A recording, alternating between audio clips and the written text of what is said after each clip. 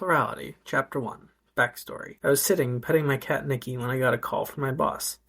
Evening, Johnny. Sorry for the late call, but it's urgent. I need you here ASAP. Damn, another late night. Well, as an astronaut, you don't get much free time. Okay, boss. Be in shortly.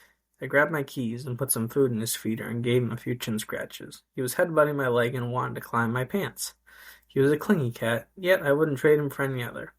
I picked him up and kissed his little orange head. For that gesture, he licked my hand.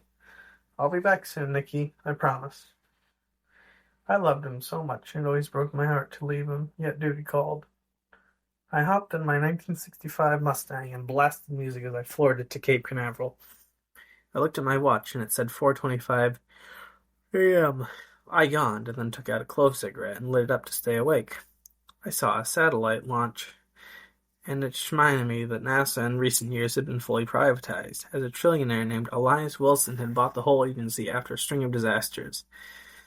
In 2019, the worst disaster was the Xenon disaster, where a joint venture between China, Russia, and the US blew up in NASA's face. They'd miscalculated how much space debris there was, and at 75,000 feet there was a small yet fatal impact. A tungsten bolt from the ISS had broken off and was flying at 7,000 miles per hour and struck the thrusters. Subsequently, a small hole was formed and liquid oxygen fuel was exposed to the heat of liftoff.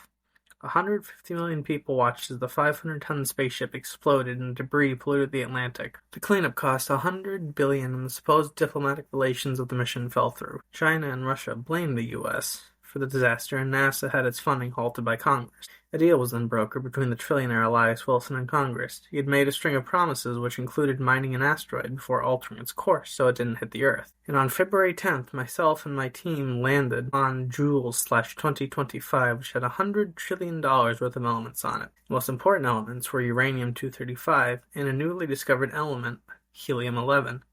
Helium-11 was an extremely stable and versatile isotope. When this gas mixed with hydrogen-19, it created a breathable atmosphere. When we had found this, I took a sample for Earth, and we had 15 weeks to mine Joule/2025.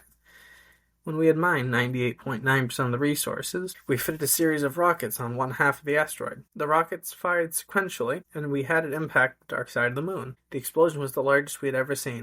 15 megatons, and we all rejoiced on Earth, and I was promoted head of astronautics. 20 years later, and the world was much more advanced as this new age of space exploration accelerated technology. And that led to the biggest discovery of all in May 2045.